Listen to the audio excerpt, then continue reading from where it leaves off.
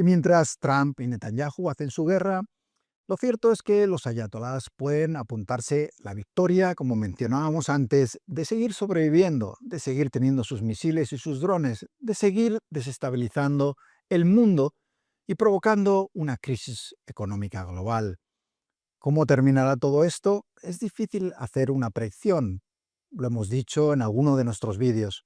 Las guerras uno sabe cómo comienzan, pero jamás puede predecir cómo terminan. Yo creo que Donald Trump está ya buscando una salida, que hay diferencias y además se apunta fuentes de ambos gobiernos en la prensa estadounidense han dejado claro de que ya hay divisiones de opinión entre Netanyahu y Donald Trump. Antes hemos hablado de los intereses contrapuestos que tienen ambos.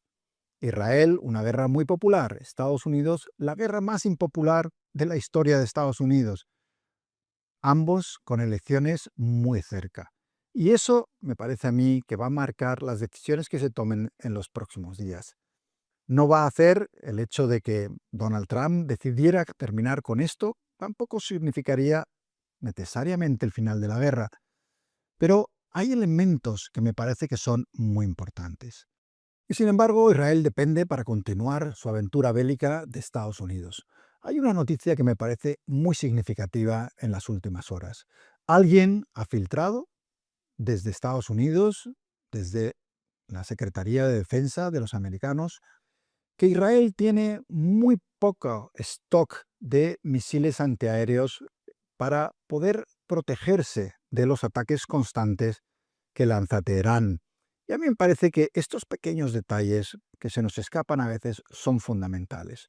Porque si Israel en algún momento ve que no tiene capacidad para protegerse completamente de los ataques iraníes, probablemente eso también podría llevar a Netanyahu o obligarle a hacer al menos una pausa hasta conseguir que esos stocks de armamento vuelvan a estar en el punto óptimo para su país.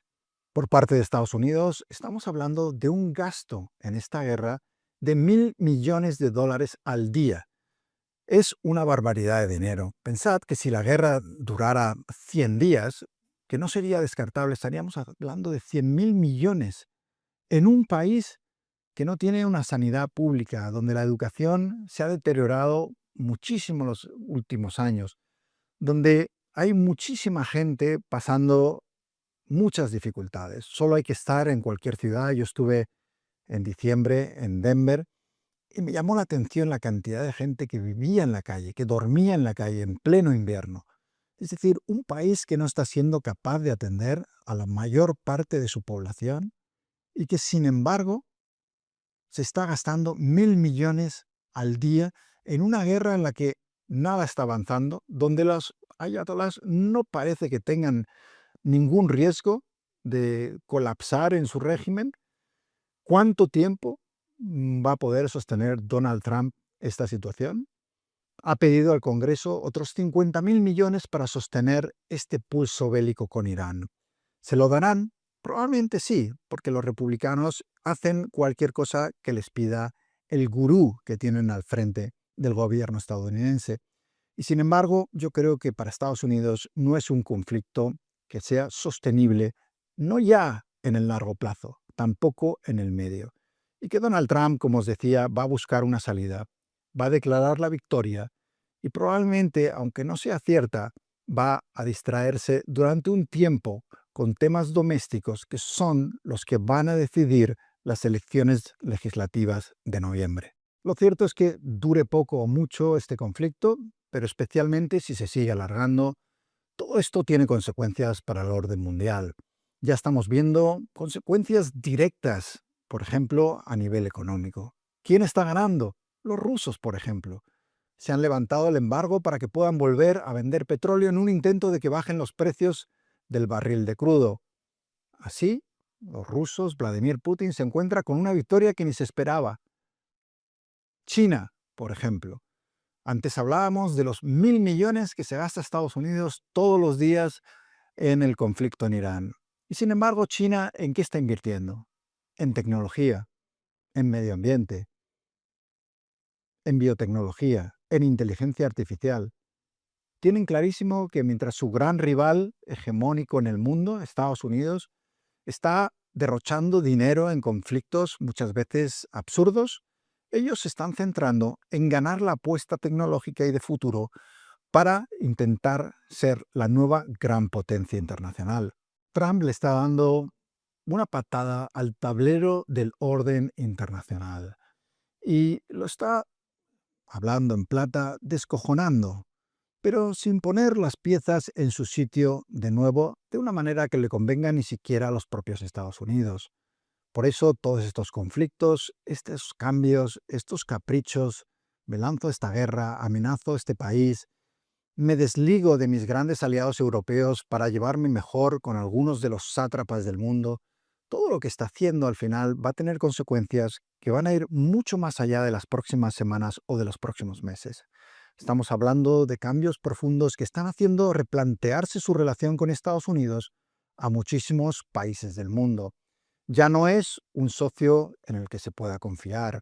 Está al mando un presidente que por la mañana dice una cosa y por la noche dice una completamente diferente, para que al día siguiente volvamos al inicio y en ese caos absoluto los únicos que se están beneficiando son los principales adversarios de Estados Unidos. Y a todo esto estamos hablando solo del primer año de mandato de Donald Trump.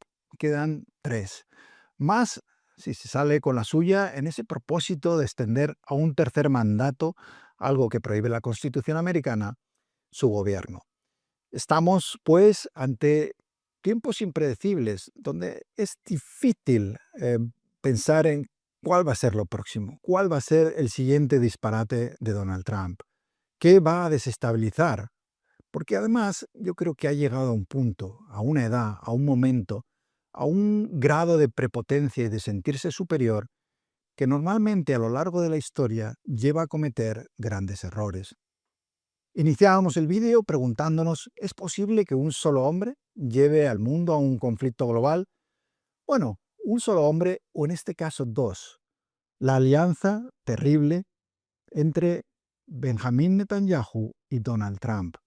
Dos líderes, cada uno con sus intereses, pero que se unen en su maldad, en su falta de escrúpulos y en su intención de crear un orden mundial muy diferente donde no hay reglas, más allá de la ley de la jungla y la ley del más fuerte.